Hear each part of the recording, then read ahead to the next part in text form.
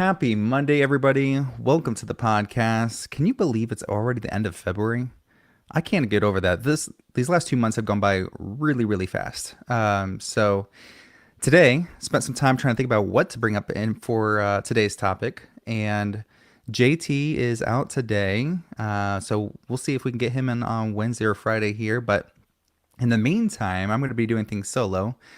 And I decided the topic for today is going to be knowledge. So, as you saw, the title of the podcast, Ascending the Learning Curve, How to Keep Climbing. I wrote down some notes for myself to keep me on topic, but I wanted to go over a few things that have been on my mind lately. So, first off, let's start you off with a phrase that almost all of you have heard, I'm sure. It's a very common phrase, knowledge is power. You ever think about who said that phrase? I didn't think about that until today. I was like, I hear that phrase all the time, but that was said by a Francis Bacon. So when you think knowledge is power, just know that the greatest food item out there. That's how I'm going to remember it at all times. But yeah, it's pretty interesting. I wrote down a lot of different quotes, looked out there for the greatest ones in my opinion, and how I'd relate it to our podcast today. It was interesting that Mr. Bacon was from 1537, born 1537 to 1626. That's crazy. I mean, that's crazy that his quote has come along that many years to today. So, anyways, just figured I'd bring that up. So, I wanted to start off with the first quote, one of my favorites by Mr. Benjamin Franklin.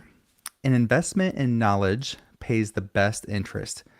I can't agree with that more. And actually looking into his history, it was pretty interesting. So Benjamin Franklin was born in 1706 to 1790. So pretty good long life. But when you look up Benjamin Franklin, it shows that he is a polymath. And I didn't know what that was, so I looked it up. A polymath is a person of wide-ranging knowledge. Oh gosh, I don't have my screen scrolled over. Or learning. So a lot of people know that he was a writer, a scientist, inventor, statesman, diplomat, yada, yada, yada. He did a lot of stuff. And I kind of view myself as a polymath. Now that I know that term, I think it's really cool and I'm going to use it from now on. But, the phrase of,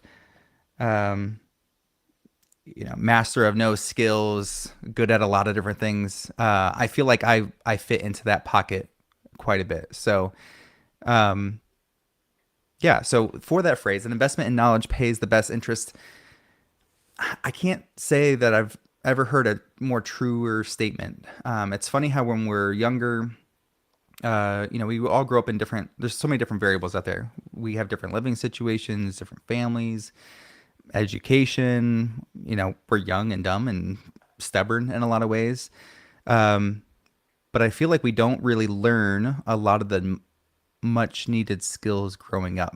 So I could tell you from personal experience, had a lot of times where, every once in a while I'd be like, okay, let's learn how to change a tire or learn how to change your spark plugs or something like that. I remember my mom teaching me how to balance a checkbook.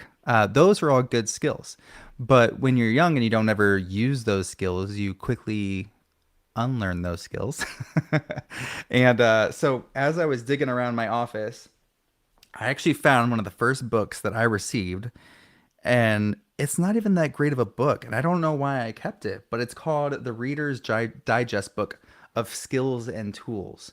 And I think when I first got this book, I actually got this book from one of my friends. I think I actually got it from his mom back in college.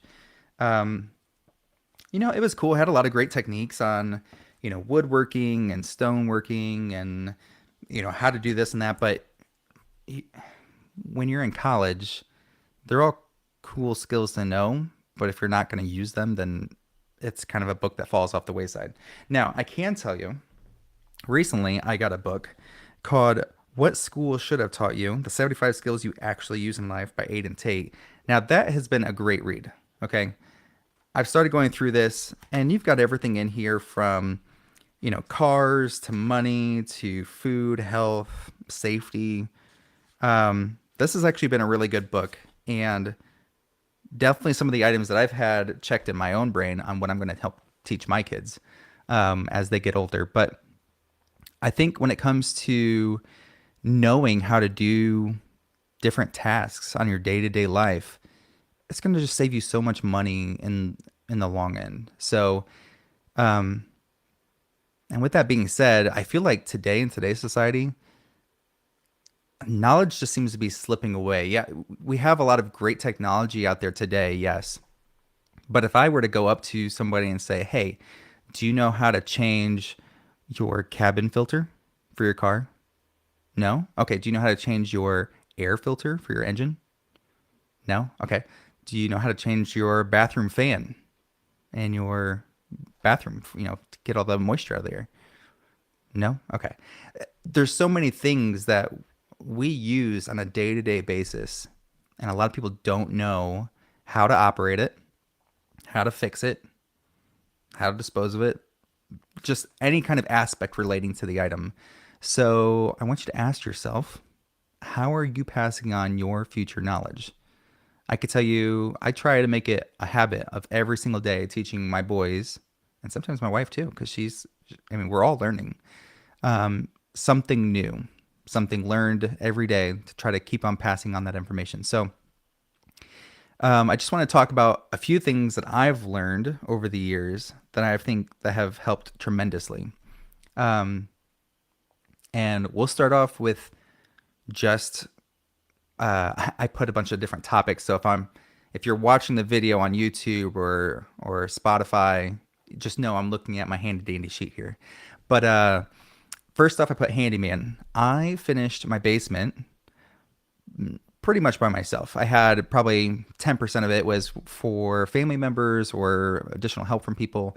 But a majority of it was done by myself. I come home from work, hang out with my wife and son, and then, when they go to bed, then I was coming down here to work on the basement. So finishing how to build walls, do electrical, do plumbing, insulation, those teach you a lot about how to save money real quick. I could tell you initially when we got our quotes for finishing our basement, it was going to be like, I think it was 45 to $50,000 to have somebody come out and finish it. And in the long run, I decided, you know what? I'm going to make this a task of mine. I'm going to figure out how to do this. I'm going to look up building code. I'm going to look up every kind of YouTube video because we have the greatest resource out there today to learn pretty much any skill we want to learn today. So I used YouTube for pretty much everything. And then, I looked at code and made sure I did it right. Took pictures of all my work so that if we ever moved out of our house or if I ever needed to remember, shoot, where did I run that conduit through my wall for my wiring? Or where did I run this electrical cable? I could just pull up pictures of when I finished my basement and see exactly where that hole was drilled or where that wire was ran. So that was super helpful. And I've used those skills since then. So ever since I've done those jobs, I mean, I just replaced my circuit breaker for my oven. Gosh, if I would have just spent more time troubleshooting the issue, and I did IT help desk for 10 years, it's real easy just to think through the process and figure out, okay, I did this, what's next? I did this, what's next? But I never would have thought, okay, a circuit breaker could be the issue why my oven keeps on randomly turning off once it gets up to 350 degrees. And instead, well, I guess I'll start off with I took the back panel off of it. I checked all the wiring, I checked the connections, I checked the heating element, I checked all the components of the oven and could not find any issues with the oven. And tested the cable, everything tested fine. So I was like, okay, it must be a bad oven then. So I went out and bought a new oven, plugged in the new oven, and it had the exact same issue. It got to a certain point where my wife's making brownies, and then she goes to make the next item, and the oven just turns off. So I went out to the breaker box, found the oven circuit breaker, popped it out, went and bought a new one, put that one in. Sure enough, that fixed the issue.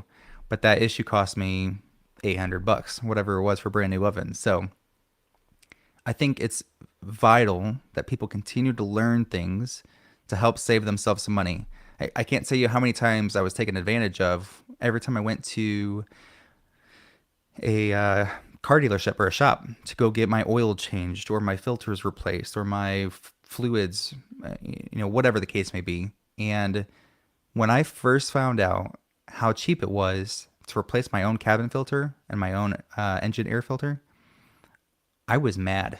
I was absolutely just furious because, and I just went to a dealership recently because I had to get a few other things done that I didn't. I learned how to do it through YouTube, and I quickly realized that's not what I want to spend my time doing. So what's my value worth, or what's my time worth? But for the cabin filter, they wanted to swap it out for $60. You look it up online, you go to Amazon, you look up your car, you see, okay, the filter is $6.99. And then all you got to do for like the engine one, open up your hood, find the little compartment where your filter goes, unscrew it, lift it up, replace filter, screw it back on. It really is that simple. And I would love to show every single person. I know I actually showed one of my friends down in Kentucky, like some very easy car things that you can do moving forward that'll save you a bunch of money. So anyways, his phrase really stuck out to me when I was looking up different quotes tonight. But an investment in knowledge pays the best interest. Couldn't agree more. Which leads me to my next favorite quote. The only source of knowledge is experience. So that's by Albert Einstein. He was a theoretical physicist, if you guys didn't know that. And I think that's a really good one because you can sit here and watch YouTube videos, read books. I mean, I've got all sorts of books around here. You can do that as much as you want, and you can say you know that information, but will you actually remember it when it comes time to do that action? And I would say most of the time, probably not. I'd say it's probably 50 to 60%. You're most likely not going to remember exactly what to do. I have a knot application on my phone on how to tie knots because I was getting frustrated when it came to Christmas time and I had to throw a tree up onto the car and I had to tie a knot to tie that string down. I couldn't figure it out. I tie it around, make the knot, do like 3 more knots on the exact same knot, throw the string over, pull it around, tie it off, and it just still seemed loose. I could never get it to be a really tight cinch. And I was like, there's got to be a better way of doing this. And I found an app on my phone. I think I paid $1 for it, but I had some free Google credits laying around. And I watched it over and over and over. And I'm like, okay, great. I know how to do this now. Well, it's been about a year now, and I can't remember it for the life of me. And it's also because I didn't actually do it. I didn't take a rope myself, take 2 different ends, and practice doing that technique over and over. So yeah, I think there's a difference between watching things, reading things, and actually doing it. So I can't speak to that one enough. That we can talk about prepping, we could talk about how we are using our skills, using our knowledge to build a better life, a self-sustaining life. But you got to actually put in the work. You got to spend the time actually performing that task over and over until you actually know how to do it and you can do it without needing to reference back to something. So the next quote that I learned, and I don't know how long this podcast is going to go on tonight, but I wanted to get something out there because I know there's some people that have been asking like, hey, when's your next podcast? You guys kind of dropped off there. Yes. And the goal is to keep on doing these every Monday, Wednesday, Friday. Sometimes we can't hit every Monday, Wednesday, Friday at the time that we want, but we'll get there soon enough here. But the next quote was, knowledge is a weapon, and I intend to be formidably armed. I thought that was a really cool one. That was actually from Terry Goodkind, who is actually an epic fantasy writer. So I just thought that was funny. And it actually, seeing that quote reminded me of a prepping matrix that a fellow prepper made at PrepperLink. So I'm actually going to share my screen. I know for the people that are on the podcast listening to this, you won't be able to see it, but I'll try to explain it in as much detail as possible so you have a visual in your mind. So let me share my screen and prepping matrix. All right, so on my screen, you've got a bunch of different categories. So this was a document that was put together by somebody that kind of called out all the main categories of prepping. And I know JT and I have talked about this in the past when it comes to either our get home bags or how we're preparing or what we're preparing for. But this is a really good all-encompassing document to show all the different types of prepping, types of knowledge, types of whatever that's relating to prepping. So you've got, we'll start from the top and work our way around. So you've got medical, water, food, protection, survival, communication, energy, financial, and sanitation and hygiene. And every single one of these breaks off into its own little thing. So for water, you've got bug in versus bug out. When it comes to bug in, you've got rainwater collection, you've got well water, you've got surface water, stuff like that. For bug out, you've got your how are you going to collect water, how are you going to store water, how much are you going to put on yourself or in a bag, stuff like that.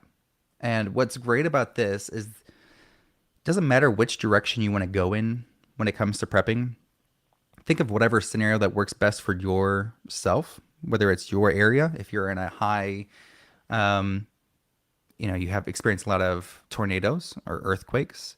If you're around a lot of forest fires, if you're traveling a lot, whatever the situation may be, think about your scenario and what you prepare for. And then just look at this document. I'm going to link this in our One Tree link so that everybody will have access to this. But pick something. I mean, I've been wanting to get more and more into medical. I've been working on my medical bag. I want to get medical training. I'm CPR certified. I'm continually learning different techniques myself. I mean, I just got a box of sutures, so needles and thread, and I'll be practicing sewing stitches and that kind of stuff, just so I know how to stitch up a cut or something like that. But you can literally look at any single one of these topics and just go to town. Think about if we're going to look at, let's just go down to, oh gosh, I'm trying to think of like an easier one, but any one of them can be difficult. So let's just look at communication. So you've got your long-term plan, you've got your emergency plan, your bug-in or retreat plan. I had talked about this on a previous podcast. Oh, sorry, I was partially going down the survival plan, but security. But let's look at it from let's do the survival plan. So bug in or retreat. Putting together a binder. What am I going to do in this specific situation? Let's talk about home defense. Okay, for home defense, I can get equipment to do that. So we can get window protection so that it doesn't shatter. I know there's like a 3M film that you can put on your windows. Some people have screens already. Some people have boards. Some people have the sheets that kind of just roll down over the windows. But it doesn't always have to be material. It could be self-defense. Do you know Krav Maga? Do you know how to handle a gun? If you don't mind guns, if you're pro Second Amendment, that's great. If not, that's okay too. There's, I can't tell you how many alternative weapons there are out there that I was looking at a while back before I was into guns. And you have everything from different types of pepper spray to, I'm blanking on the term, but the zappers, the stun guns. You've got guns that shoot pepper spray bullets or like balls, like paintballs. So many different types out there, but you can learn a skill like Krav Maga or boxing or something like that that's going to help you get that kind of muscle memory to be able to defend yourself. So anyways, long story short, I think it's vital that people spend the time to learn the skill, not just watch it on YouTube or watch it on TikTok or something like that and say, oh, I know how to do that. Sometimes it is easy and sometimes it just needs a little bit more work. So I think this is a great document. I really want to. I'll probably end up printing this off tonight because I keep on forgetting to do that. But I'd like to just start marking off certain things. My eyes initially go towards laundry and dishes. If you didn't have dish soap, what would you do? How would you wash your clothes? How do you make soap? I can't tell you how many times I'm standing in the shower and I break out the bar of soap or shampoo and I'm like, I don't even know how to make this, and I'm putting it all over my body. What's in it? So, we're doing a lot more videos now on freeze drying food, and that's a learning process in itself. It's a very expensive machine. How do you use it? You obviously don't want to break it. What kind of foods can you put in there? What kind of foods can't you put in there? How do you clean it up afterwards so that it's sanitary for the next food item? So I I tend to find myself looking more and more at ingredients and thinking, is there a better, cleaner, safer way? And is there something where I can make it? How do you make vinegar? How do you make, um, gosh, the questions keep coming. And I feel like if you're somebody that likes to learn and you're somebody that wants to learn, like continually build your knowledge base in every single area, it could be a little daunting. It could be a little much. Just thinking about all the different things. So I have a long laundry list on all the things that I want to do this year of, for canning. Um, I want to do canning for butter. I want to do canning for meat or for stews. Um, but I also know that I've got a freeze dryer that can do a lot of that too. So we posted some videos out there recently. My wife posted a video on our freeze dried eggs and freeze dried milk and freeze dried strawberries. So strawberries are coming. So keep an eye out for that. JT did a great video on the 100-hour candle or the forever candle. Those last for a long time. And he actually used a technique that I didn't know. I actually didn't melt down my, uh, gosh, what is it called? Cresco or Crisco. I didn't melt mine down. I just took a spatula and scooped it in, and put it in the jar, and just kept pressing it down and using, I don't remember what I used. I think it was just a small spatula to get all the air pockets and that kind of stuff. But I'm sure as soon as I light the candle, it's going to melt down a little bit lower and not fill up the whole thing. So his technique is probably a much better technique. I just went for the fast, get it on the shelf and have it done. So, um, but yeah, laundry and dishes, soap has been a big one. I actually want to do that a lot. I see a lot of like goat milk being used for soap, and how do you get all the different smells? I mean, I know you can get flowers and put them in oils and then add that into or get, if you buy any kind of Scentsy oils or stuff like that, I know you can always get that and add that into your mixture to make a different sense. So anyways, keep that in mind as you're trying to think about different ways of expanding your overall knowledge, which then leads me to the next. Well, we talked about knowledge as a weapon. That's a huge weapon. If you can make sure that you're always in a position where somebody would need you, I think that's something that I always strive to. I want to be needed. I want people to always know that, I really don't know, but I know Cam Holt. He should know that. He may know that. And if he doesn't, I know he'll find out.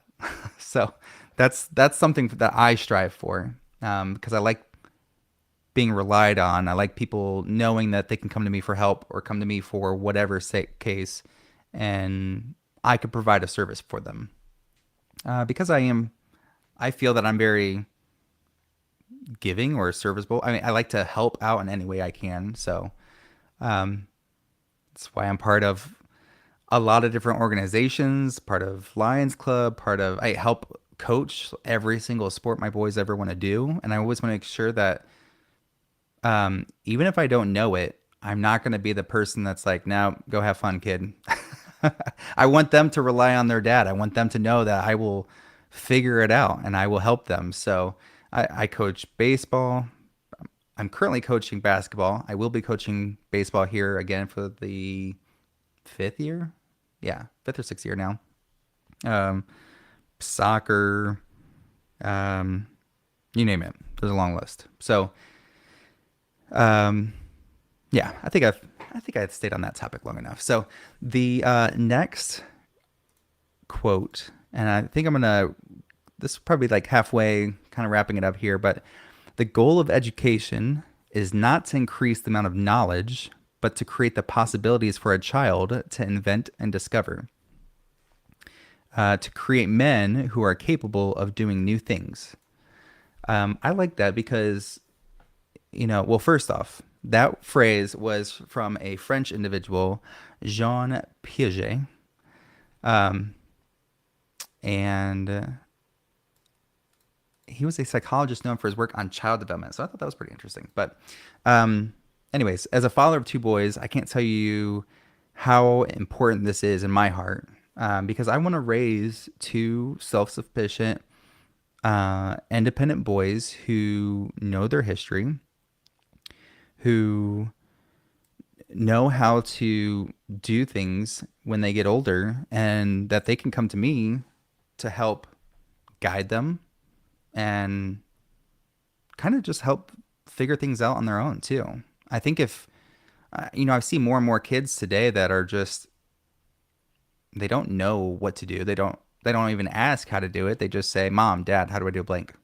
And they rely on somebody else, which is then resulting in more people as they get older doing the exact same thing. Whether they're in college or you're a young adult, just completely relying on other people to do the task because they don't know how to do it and they've never asked, how do I do it? And so since they don't know how to do it, I I just need to call somebody. Somebody else knows how to do it and they're going to continue to pay more money. So, as we've gone through each one of these topics, I think it all leads down to our youth and how are we teaching them to better themselves, um, to make a difference in the world. So, I mean, that's at least my idea or my mindset. So, um, I wrote down one piece here. So, let's see. I don't think. Oh, okay, yeah. So I was going into details on like, can there be a greater gift that you can give your children, than giving them knowledge or giving them the capabilities to learn more, develop their skills with that knowledge. And I don't think there is a greater gift because, like I said, you're giving them the skills and the confidence needed to navigate the world and achieve their goals. And I ended up writing down some reasons why. So I think it helps them develop problem solving skills. So when they learn to be self sufficient, they learn to solve their own problems on their own, which can help build their critical thinking and problem solving skills that could be valuable throughout their lives. I think it builds confidence. Being able to take care of themselves and accomplish tasks independently can build a sense of confidence and self worth, um, which then can help them approach challenges with a positive attitude and believe in their ability to know that, hey, I have the skill to do this, or if I don't have the skill, I'll figure it out, I'll learn it, and then I'll be able to do it. That's a huge confidence booster. Um, so, encourage responsibility. When boys learn to be self sufficient, they're also learning to take responsibility for their actions and their own well being, which can help them become more responsible and accountable adults. That's the whole point of being responsible, is providing a response. You're doing something to make your situation better by being responsible. You're taking action and addressing a need or addressing something that needs to be accomplished. So, anyways, and then the last piece that I wrote down is that it fosters independence. I think by learning to do things themselves, they can learn to take responsibility for their actions and their own well-being, which can help them become responsible and accountable adults. Did I say that already? Yes, I did.